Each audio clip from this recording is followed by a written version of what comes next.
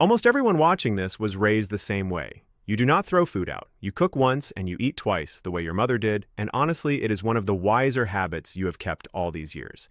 So let me be careful and precise with you here, because there is a mountain of nonsense online about this, and I do not want to add to it. Leftovers are good. Nobody should ever waste a good meal. Hold on to that, because none of what I am about to say means you did anything wrong. Here is the piece no one ever sat you down and explained. When you heat a food the first time, you cook it. When you heat that same food a second time, you are not reheating it at all. You are running a brand new chemistry experiment on it, and the food itself has already changed while it sat in your fridge overnight. Same pan, same leftovers, a completely different set of reactions. And with 4 specific foods, warmed up one specific way, those reactions can build the exact compounds the World Health Organization's own cancer agency has formally called probable carcinogens. The strange part, the part that flips everything you have been taught, is that whether you create those compounds or not almost never comes down to the food. It comes down to the dial on your stove and about 90 seconds of your time. Stay with me all the way to the end, because the tool that keeps you safest is the very one you were told for 20 years to be afraid of.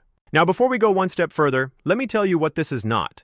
This is not one of those videos that tells you to be afraid of your own kitchen. I am Dr. James Weatherly. And the whole reason I sit down and make these is that the most important things about your health almost never fit inside a rushed appointment, so nobody ever gets around to explaining them. This is one of those things, so let us do it properly. I want you to think about your leftovers a little differently starting today. Think of a cooked dish not as a finished object, but as a chemistry set that is still slowly reacting. When it is hot on your plate, most of those reactions have quieted down. But the moment it starts cooling, and especially while it sits for hours in that in-between zone that is warmer than your fridge but cooler than a stove, the set is still working. Molecules are rearranging. In some foods, tiny organisms are waking up and getting busy. The food that goes into your refrigerator at night is genuinely not the same food, at the molecular level, that came off your stove. And here is why that matters so much more for you and me than it did 30 years ago. As we move past 60, our bodies simply have less margin. The liver clears certain toxins a little slower. The gut lining is a little more permeable.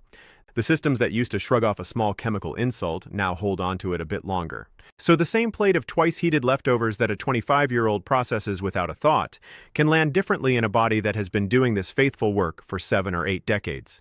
That is not fear. That is just being fair to the machine you live in. Why has no one told you this? Honestly, it is not some grand cover-up. It is that food safety advice for most of your life was aimed at one thing and one thing only, and that was stopping you from getting an infection that night. Heat it until it is steaming, kill the germs, do not get sick. That advice is not wrong. It is just answering a completely different question than the one I am asking today.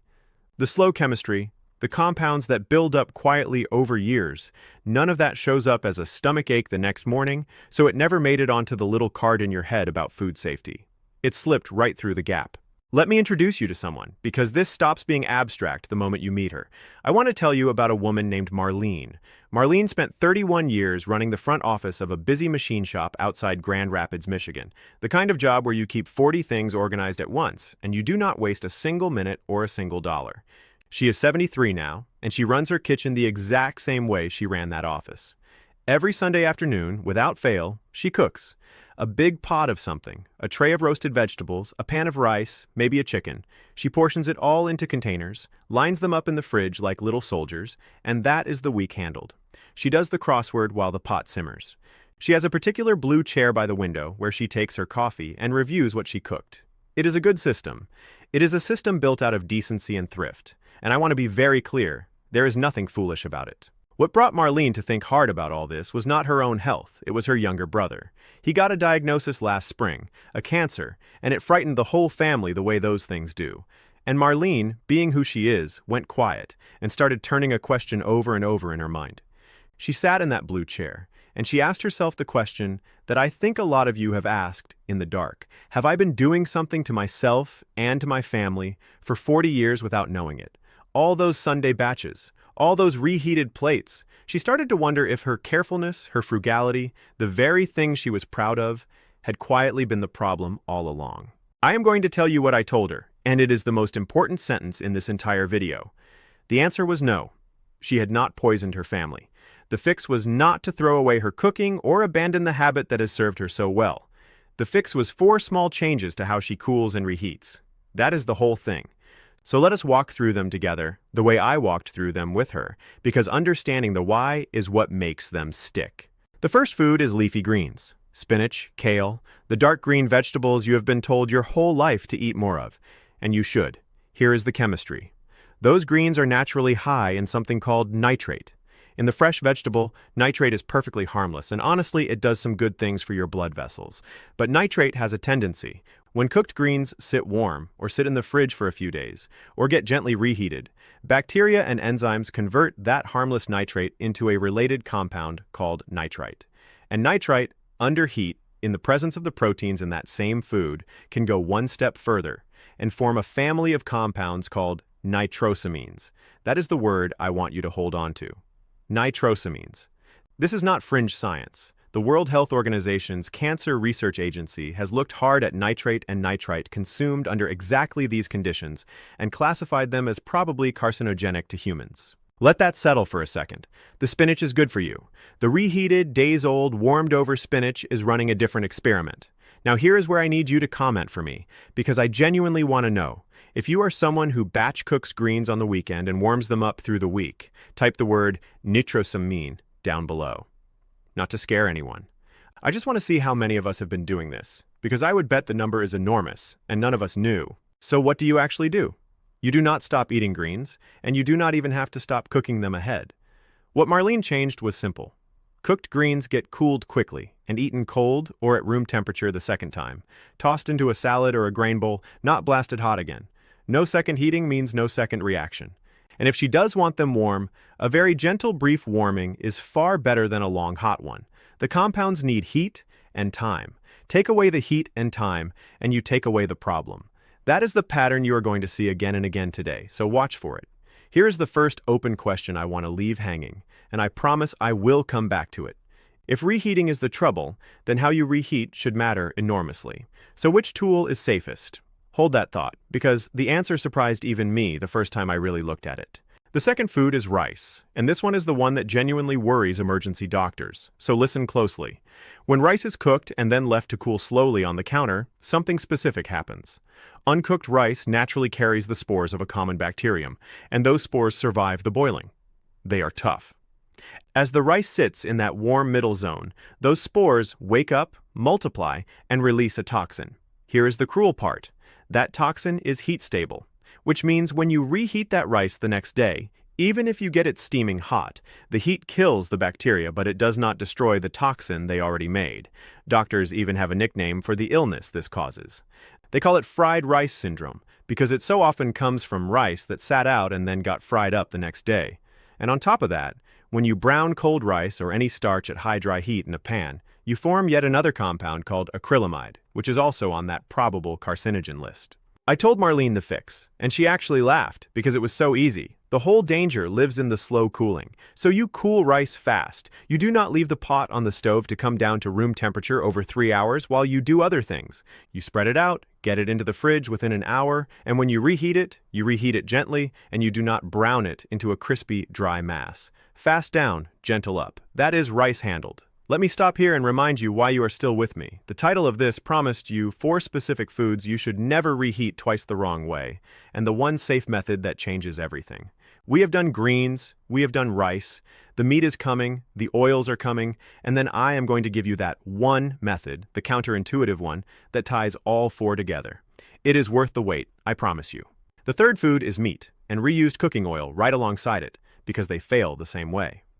When you take already cooked meat and hit it a second time with high, dry heat in a hot pan or under a hot grill or broiler, you rerun the browning reactions. That delicious brown crust, the sear, is the result of proteins and sugars reacting under high heat, and while it tastes wonderful, that same reaction produces compounds called heterocyclic amines and advanced glycation end products. Every time you brown that meat again, you make more of them. And the oil tells the same story. A fragile seed oil that has already been heated once, then reused and heated again, starts to break down into harsher compounds called aldehydes, and each reheat pass makes the oil a little worse. So the leftover roast that you slice and gently warm is one thing. The leftover roast you throw back in a screaming hot pan to crisp it up is running the experiment hard. The fix here is all about temperature, not abstinence. Warm your leftover meat low and slow and moist. A little liquid, gentle heat, covered, just enough to bring it back to temperature. You are not trying to re-sear it. And with oils, the simple rule is do not reuse and reheat the same oil over and over. Fresh oil, gentle heat. Marlene used to crisp her Sunday chicken back up in a hot, dry pan every single time. Now she warms it gently with a splash of broth, and she told me it actually tastes better, more tender, less dried out. The safer way was the tastier way all along. That brings us to the fourth thing, which is not a food but the thread running through all of them. Temperature. And this is where I finally answer the question I left hanging earlier. If the villain in every one of these stories is high, repeated dry heat, then the safest reheating tool is the one that never reaches that villainous temperature.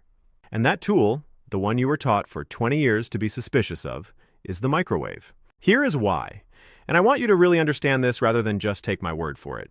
A microwave does not heat your food by blasting its surface with fire the way a pan or an oven does. It works by making the water molecules inside the food vibrate, and that vibration generates warmth from within. Because it is heating through water, it essentially cannot push the food past the temperature at which water turns to steam. It physically struggles to reach the high, dry, browning temperatures where heterocyclic amines and acrylamide and the worst of these compounds form. A hot pan easily screams past that line. The microwave bumps up against it and stops. So for 3 of these 4 foods, the greens, the rice, the meat, the microwave is not the danger. It is the protection. It is the gentle setting the whole science has been pointing at this entire time. This is the moment I most want to hear from you. If you spent years believing the microwave was the unhealthy way to heat your food, and this is the first time anyone has explained it the other way around, type the word microwave below. I read these, and I find them fascinating because almost all of us were taught the exact opposite of the truth. Let me be fair and precise because I promised you I would be. The microwave is not magic, and it is not for everything. It heats unevenly, so with anything where killing bacteria is the concern, you still stir it and let it stand so the heat spreads and no cold pockets survive. And a few foods do genuinely reheat better other ways. But for the specific danger we are talking about today, the slow buildup of these heat-formed compounds, gentle microwave warming beats a hot pan nearly every time. The appliance you feared is the friend you needed. So what happened to Marlene? She did not throw out a single container. She did not give up her beloved Sunday cooking. She changed 4 small things. She started eating her batch greens cold instead of reheating them hot. She cooled her rice fast and warmed it gently. She stopped re-searing her meat and started warming it low with a splash of liquid. And she made her friend the microwave for most of the week instead of the hot, dry pan. That was it. What changed most for Marlene was not really her cooking, if I am honest with you. It was the weight she had been carrying since her brother got sick. That question, have I been hurting my family, finally had an answer, and the answer let her breathe again. She sat in her blue chair, coffee in hand, and told me she felt like herself for the first time in months. Sometimes the biggest fix is not to the food, it is to the fear. So let me turn all of this into a simple plan you can start this week. And before I do, the honest reminder. I am here to help you understand your own body and kitchen better, not to replace your own doctor. So anything specific to your health belongs in a conversation with them. First, cool your cooked food fast, not slow. Get leftovers into the fridge within an hour or so, rather than letting them sit warm on the counter for the afternoon. This is the single biggest one, because that slow, warm cooling is when most of the trouble, from the rice toxin to the nitrite conversion, actually happens. Take away the slow cooling, and you take away most of the risk before it ever starts. Second, make the microwave your default for reheating greens, rice, and meat. Gentle internal heating instead of high dry pan or oven heat means you never reach the temperatures where the worst compounds form. Stir it and let it stand a moment so it heats evenly. Third, when you do want food warm on the stove, go low, slow, and moist. A splash of water or broth, a lid, gentle heat to bring it back to temperature.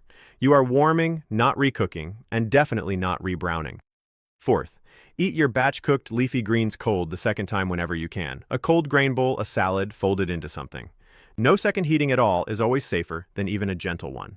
Fifth, do not reuse and reheat the same cooking oil over and over. Fresh oil, gentle heat, and when it has done its job, let it go. Now, a A few genuine red flags, because I would be failing you if I only talked about the slow stuff. If you or someone you cooked forever gets sudden severe vomiting a few hours after eating reheated rice or pasta, that is the fried rice toxin. And if it is severe, or the person is frail or dehydrated, that is a call to a doctor, not a wait and see. And any leftover that smells off, looks slimy, or has sat out for hours does not get rescued by reheating. When in doubt, that one goes in the bin. And that is the one time throwing food out is the right call. Here's what I want you to walk away feeling, not fear. The opposite. You get to keep every good habit you have. You keep cooking on Sunday, you keep every leftover, you waste nothing. You just stop handing your food that second chemistry lesson, and you do it by changing 4 tiny things and by making peace with the appliance in your kitchen you were wrongly taught to fear. Now I want to ask you something, and I mean it sincerely. Think of the one person in your life who batch cooks and reheats the most.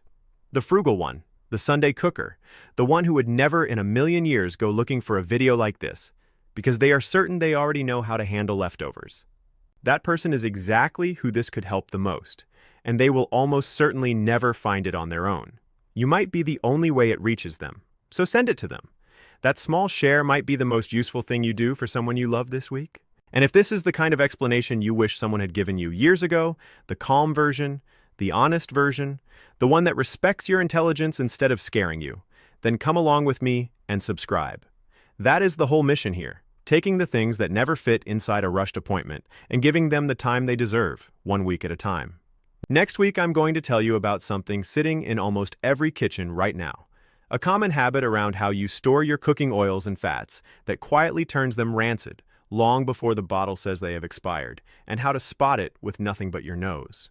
You will not look at that cupboard the same way again. Take care of that machine you live in. It has carried you faithfully all these years, and it responds to the smallest bit of understanding more than you would ever expect. I'm Dr. James Weatherly. Take good care of yourself this week.